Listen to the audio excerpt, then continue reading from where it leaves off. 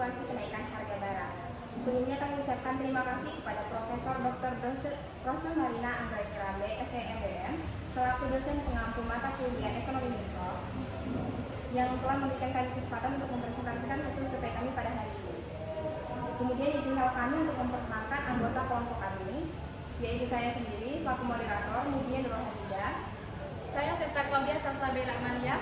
Saya Deden Lestari. Saya Aulia Jana. Saya Nabila Clarissa. Saya Simarun Liman. Izinkanlah kami untuk mempresentasikan hasil survei kami tentang fluktuasi kenaikan harga barang. Baiklah, sebelumnya saya akan memberitahu tentang apa itu fluktuasi. Fluktuasi adalah gejala yang menunjukkan turun naiknya suatu harga. Perubahan harga disebabkan karena pengaruh permintaan dan penawaran yang ada di pasar. Fluktuasi harga barang biasanya ditemui pada data harga-harga barang di pasar yang mengalami naik turun secara signifikan. Harga barang yang fluktuasi adalah karena faktor permintaan dan penawaran dari pasar. Sebelumnya, kami kelompok 1 sudah melakukan survei fluktuasi kenaikan harga barang pada 5 produk, yaitu daging sapi, minyak, telur, peralatan rumah tangga, dan pakaian. Kami telah melakukan survei di 3 pasar di Kota Bengkulu, yaitu Pasar Panorama, Pasar Minggu, dan Pasar Kampung. Kemudian kami gunakan warna-warna ini pada grafik yang akan kami presentasikan nanti, yaitu biru langit pada Pasar Panorama, biru muda pada Pasar Minggu, dan biru tua pada Pasar Kampung.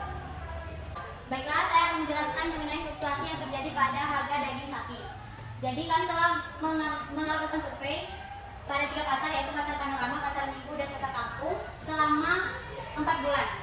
Jadi untuk Pasar Panorama dan Pasar Kampung, harga daging sapi tetap stabil selama 4 bulan, yaitu sebesar 140.000.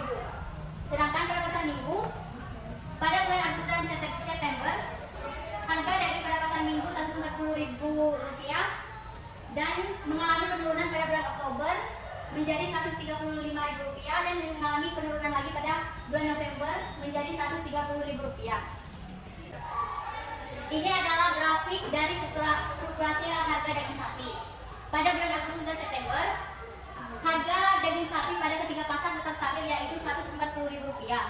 Kemudian pada bulan Oktober, harga daging sapi pada Pasar Panorama dan Pasar Kampung tetap stabil Rp140.000, sedangkan pada Pasar Minggu mengalami penurunan menjadi Rp135.000. Kemudian pada bulan November, harga daging sapi pada Pasar Panorama dan Pasar Kampung tetap Rp140.000, sedangkan pada Pasar Minggu mengalami penurunan lagi menjadi Rp130.000. Kami juga telah melakukan survei mengenai jumlah penjualan pada setiap bulannya. Pada Pasar Panorama dan Pasar Kampung, harga pada setiap bulannya stabil sebesar Rp140.000. Jadi jumlah penjualannya juga tetap stabil, yaitu sebesar 600 kilo per bulannya. Sedangkan pada Pasar Minggu, harga pada bulan Oktober dan November mengalami penurunan. Jadi jumlah penjualannya mengalami kenaikan dari 900 kg per bulannya menjadi 1 ton atau 1000 kg per bulan. Ini adalah tabel fluktuasi minyak pada ketiga pasar, Pasar Panorama, Pasar Minggu, dan Pasar Kampung.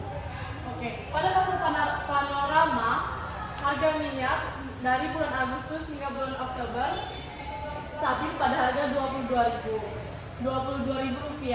Namun pada bulan November, harga minyak mengalami penurunan menjadi Rp20.000. Pada Pasar Minggu, dari bulan Agustus hingga dengan bulan November, harga minyak tetap stabil pada harga Rp18.000. Pada Pasar Kampung, dari bulan Agustus hingga bulan September, harga minyak tetap pada harga Rp22.000. Lalu pada bulan Oktober, harga minyak mengalami penurunan harga menjadi Rp21.000. Oke, bisa kita lihat pada grafik minyak. Pada bulan Agustus, Pasar Panorama, Pasar Minggu, dan Pasar Kampung tidak mengalami penurunan maupun penaikan harga. Namun terdapat perbedaan. Di Pasar Minggu, pedagang menjual minyak dengan harga Rp18.000.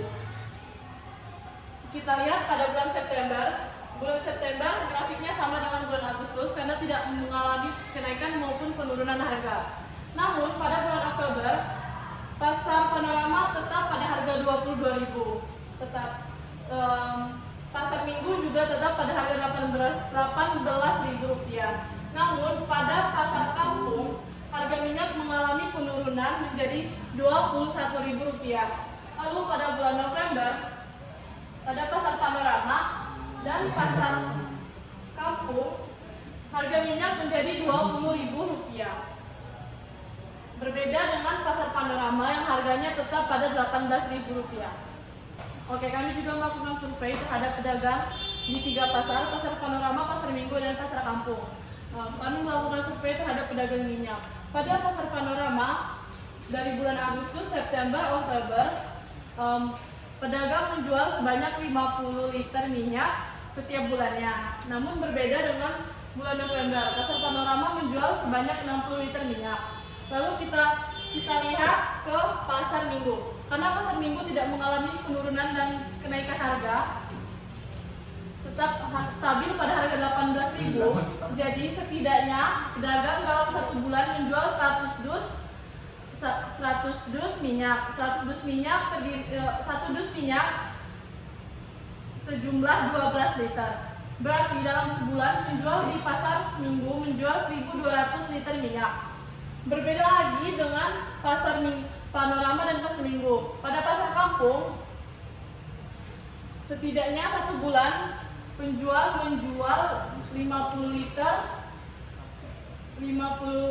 minyak dalam sebulan pada bulan Agustus dan September. Pada bulan Oktober, pasar Kampung menjual sebanyak 60 liter minyak, dan pada bulan November menjual sejumlah 70 liter minyak. Di sini saya akan menjelaskan fluktuasi telur. Di sini kami sudah melakukan penelitian ke 3 pasar, yaitu pasar Panorama, pasar Minggu, dan pasar Kampung selama 4 bulan, yaitu bulan Agustus, September, Oktober, dan November. Untuk pasar Panorama, selama bulan Agustus, September, Oktober itu mengalami kestabilan harga di harga Rp45.000, dan untuk bulan November itu mengalami kenaikan harga menjadi Rp60.000. Pada pasar Minggu, selama bulan Agustus, September itu mengalami kestabilan harga seharga Rp42.000. Namun pada bulan Oktober dan November itu mengalami kenaikan harga. Di bulan Oktober itu menjadi harga Rp45.000 dan di November menjadi Rp50.000. Dan di pasar Kampung, selama bulan Agustus September itu mengalami kestabilan harga seharga Rp42.000. Namun pada bulan Oktober mengalami kenaikan harga menjadi Rp48.000. Dan pada bulan November, pasar Kampung mengalami kenaikan sebesar Rp50.000. Baik, di sini kita bisa melihat grafik fluktuasi telur. Untuk bulan November di pasar Panorama itu telur mengalami kenaikan secara signifikan, yaitu sebesar Rp15.000. Nah, telur sendiri ini termasuk jenis barang essential goods. Selanjutnya saya akan menjelaskan mengenai fluktuasi peralatan rumah tangga. Lebih spesifiknya yaitu sapu dan pel. Pada pasar Panorama dari bulan Agustus hingga November memiliki harga yang sama, yaitu Rp15.000. Pada pasar Minggu untuk bulan Agustus hingga November memiliki harga Rp22.000, dan pasar Kampung dari bulan Agustus hingga November memiliki harga Rp20.000. Kita lihat dari grafik ini bahwa dari ketiga pasar memiliki harga yang stabil dari bulan Agustus hingga November. Dapat kita simpulkan bahwa peralatan rumah tangga tidak mengalami fluktuasi, dan respon dari pembeli ataupun penjual yaitu normal, karena peralatan rumah tangga termasuk jenis normal goods. Di sini saya akan menjelaskan tentang fluktuasi harga pakaian di 3 pasar, yaitu pasar Panorama, pasar Minggu, dan pasar Kampung pada bulan yaitu Agustus, September, Oktober, dan November. Harga pakaian di pasar Panorama tidak mengalami fluktuasi atau kenaikan maupun turunan pada bulan Agustus sampai bulan November, yaitu seharga Rp125.000. Begitu juga dengan pasar Minggu tidak mengalami kenaikan atau penurunan harga, tapi harga pada pasar Minggu sebesar Rp135.000. Pada pasar Kampung juga tidak mengalami kenaikan atau penurunan harga dengan harga Rp110.000 pada bulan Agustus sampai bulan November. Bisa kita lihat pada grafik ini harga pakaian di 3 pasar tidak mengalami perubahan harga atau stabil.